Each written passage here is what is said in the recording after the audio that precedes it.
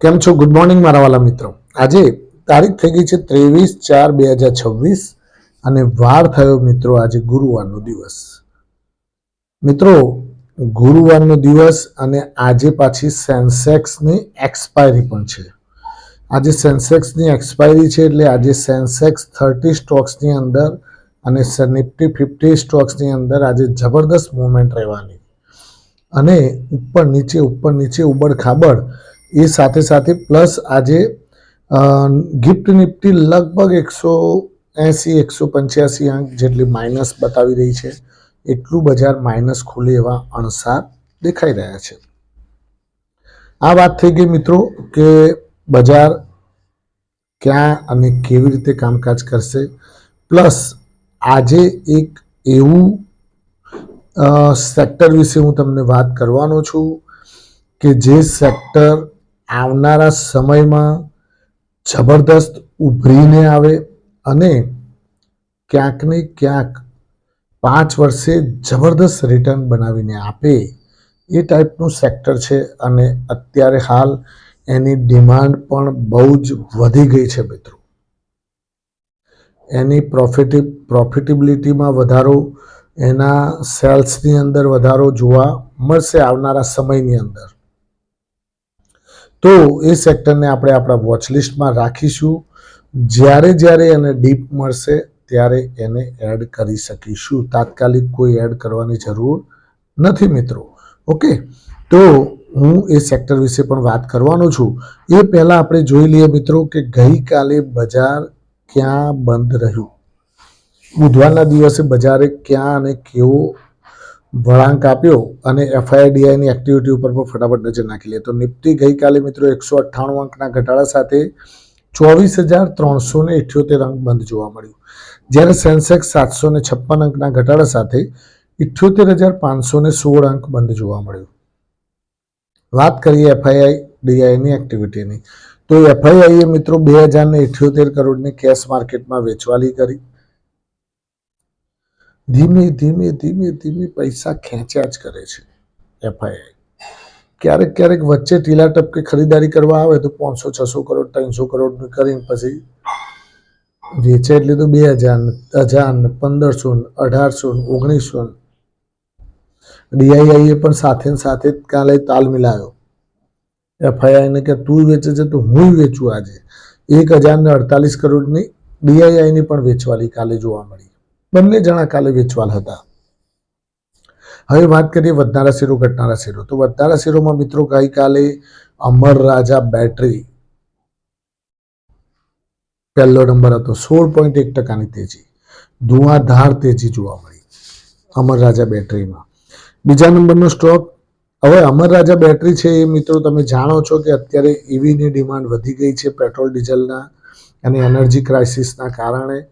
તો એવી ડિમાન્ડના કારણે બેટરીની પણ ડિમાન્ડ વધી ગઈ છે. બેટરીની ડિમાન્ડ વધવાના કારણે બેટરી કંપનીઓ વધારે ગઈકાલે એક્સાઇડ પણ તેજીમાં હતો. હવે આઈઆરડીએ ઇન્ડિયન રિન્યુએબલ એનર્જી ડેવલપમેન્ટ એનો શેર પણ ગઈકાલે મિત્રો 9%ની તેજી સાથે બંધ જોવા મળ્યો. પછી ડેટા પેટર્ન 8.6%ની તેજી. પછી પિરામલ ફાઇનાન્સ 8.4%ની તેજી. અદાણી એનર્જી 8%ની તેજી. અર્બન કંપની 8%ની તેજી. એલિકોન એન્જિનિયરિંગ એમાં પણ 6.9%ની તેજી અને આર પાવર 6.7%ની તેજી જોવા મળી. હવે મિત્રો ઘટનારા શેરોની વાત કરીએ તો ઘટનારા શેરોમાં એચસીએલ ટેક પહેલો નંબર. જે ગઈકાલે મિત્રો તમે બધાએ જોયું હશે તો ટેકનોલોજી સ્ટોક્સ ગઈકાલે ડેમેજ થતા વધારે જોવા મળ્યા. ટેકનોલોજી સ્ટોક્સમાં એચસીએલ ટેકનોલોજી પહેલા નંબરે હતો, 10.8%ની ધુઆધાર મંદી. એક જ દિવસમાં આવડા મોટા હેવીવેટ જે ટેકનોલોજી સ્ટોક્સ છે એ તૂટતા જોવા મળ્યા. 10.8%ની મંદી ગઈકાલે એચસીએલ ટેકમાં. ટ્રાન્સફોર્મર એન્ડ રેક્ટિફાયર લિમિટેડ 7.1%ની મંદી. હેક્ઝાવેર 6.9%. ટાટા ઇલેક્સી 6.2%. 361 વામ 4.8% તૂટ્યો. પરસિસ્ટન્ટ સિસ્ટમ 4.8% નીકળી ગયો. પછી કોફોર્સ 4.4% નીકળી ગયો, ઈ ક્લર્ક સર્વિસીસ 4.1% નીકળી ગયો. ખરું ને મિત્રો? આ બધા જ તમે જે સેલ્સ સાઇડના એટલે કે ટૂંકમાં મંદીવાળા સ્ટોક્સ આપણે જોયા એની અંદર 90 થી 95% સ્ટોક્સ ટેકનોલોજી સ્ટોક્સ હતા. એટલે ગઈકાલે ટેકનોલોજી ઇન્ડેક્સ પણ ઇન્ફોસિસની સાથે બધા જ, મેં તમને ગઈકાલે પણ વિડીયોમાં કહ્યું હતું કે પર્સિસ્ટન્ટ સિસ્ટમે ના રિઝલ્ટમાં લોચા લબાડા વાગ્યા છે, એટલે ટૂંકમાં કે રિઝલ્ટ સારું કહી ન શકાય. એના કારણે એમાં ગઈકાલે જ મંદીનો માહોલ જોવા મળ્યો અને આખા ટેકનોલોજી સેક્ટરને લઈને નીચે પડતું જોવા મળ્યું મિત્રો. હવે આ ક્રૂડ ઓઇલ મિત્રો તમે જુઓ આજે $102 ઉપર પહોંચી ગયું છે, વધતું જોવા મળી રહ્યું છે. ક્રૂડ ઓઇલ વધે એટલે સ્વાભાવિક વસ્તુ છે કે સોના ચાંદીમાં ઘટાડો આવે. સોનું અને ચાંદી બંને આજે ડાઉનવર્ડ ડાયરેક્શનમાં કામકાજ કરતા જોવા મળશે. ફૂલ નહીં તો ફૂલની પાંખડી વધારે પણ તેજી તરફી નહીં રહ્યા છે, ખરું ને? આજે સોના ચાંદીમાં પણ મંદીનો માહોલ થોડો ઘણો પણ જોવા મળશે. સોના ચાંદીમાં મંદીનો માહોલ હોય એટલે તમે બધા જાણો છો કે સોના ચાંદીમાં મંદીનો માહોલ આવે ચાંદીની અંદર એટલે હિન્દુસ્તાન ઝીંક, હિન્દુસ્તાન કોપર અને વેદાંતામાં પણ એની અસર જોવા મળતી હોય છે. જ્યારે ક્રૂડ ઓઇલ વધે ત્યારે તમે બધા જાણો છો ઓએનજીસી અને ઓઇલ ઇન્ડિયામાં મજબૂતાઈ સાથે કામકાજ કરતું જોવા મળતું હોય છે, કારણ કે ક્રૂડ ઓઇલનું ધંધાવાળા સ્ટોક્સ કહી શકાય. હવે વાત કરીએ મિત્રો તો ઓઇલ માર્કેટિંગ કંપનીઓમાં આજે મંદીનો માહોલ રહી શકે છે, કારણ કે ક્રૂડ ઓઇલ વધતું જાય છે અને પેટ્રોલ ડીઝલના ભાવ વધતા નથી, એટલે એમને પર ડેનું 1600 કરોડ રૂપિયાનું નુકસાન જાય છે ઓઇલ માર્કેટિંગ કંપનીઓને. એટલે એ લોકો તો બાપડા અત્યારે એવા અધબેહરા થઈ ગયા છે કે ના પૂછવાની વાત.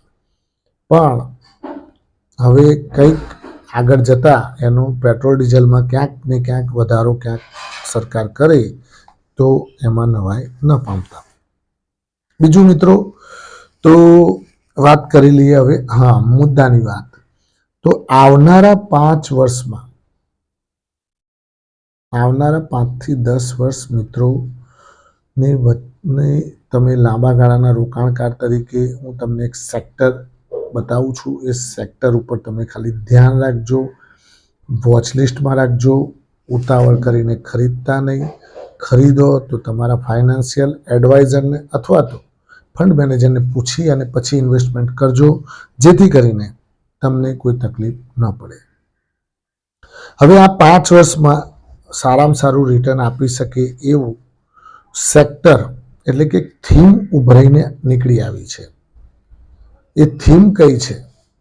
તો મિત્રો અત્યારે હાલ પેટ્રોલની અંદર જે ઇથેનોલ મિક્સ કરવામાં આવે છે એ ઇથેનોલ બેઝ કંપનીઓ એટલે કે બાયોફ્યુઅલ તરીકે અત્યારે હાલ ઉભરી આવતી કંપનીઓ છે. સુગર સ્ટોક્સ, સુગર સેક્ટર જબરદસ્ત રિવાઇવલમાં આવે તો નવાઈ ન પામતા. ખ્યાલ આવી ગયો તમને? Sugar Stokes. હવે સુગર સ્ટોકમાં કયા કયા? તો Balrampur Chini, Dalmia Bharat sugar, Dhampur sugar, Awadh sugar, Bannari Amman sugar, Triveni engineering, Praj industries, Dwarikesh sugar, Rana sugar, પછી બધી ઘણી કંપનીઓ છે મિત્રો. ઉત્તમ સુગર અને પોન્ની ઇરોડ. પોન્ની ઇરોડ પણ એક સુગર કંપની છે મિત્રો.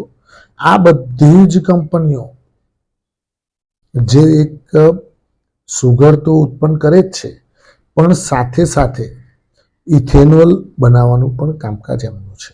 રેણુકા સુગર. હવે આ ઇથેનોલ બનાવવાવાળી કંપનીઓ કેમ ડિમાન્ડમાં આગળ જતા આવી શકે, કારણ કે ગઈકાલે એક સરકારમાં પ્રસ્તાવ મૂકવામાં આવ્યો છે અને એનું ટેસ્ટિંગ પણ ચાલી રહ્યું છે કે ભાઈ અત્યારે હાલ E20 પેટ્રોલ વેચાય છે દરેક પેટ્રોલ પંપ ઉપર. કયું પેટ્રોલ વેચાય છે? E20. હવે આ E20 નો મતલબ શું? ઇથેનોલ 20% પેટ્રોલની અંદર મિક્સ કરેલો છે, એને E20 પેટ્રોલ કહેવાય. હવે આવનારા સમયમાં E85 પેટ્રોલ લાવવાની ગણતરી છે. 85% ઇથેનોલ અને ખાલી 15% જ પેટ્રોલ.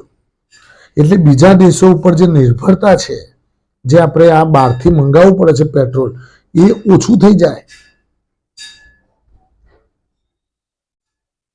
હવે આ જો ટેસ્ટિંગ સફળ રહે અને આ ઇમ્પ્લિફાય કરવામાં આવે તો આ સેક્ટર ક્યાંનું ક્યાં પહોંચી જાય.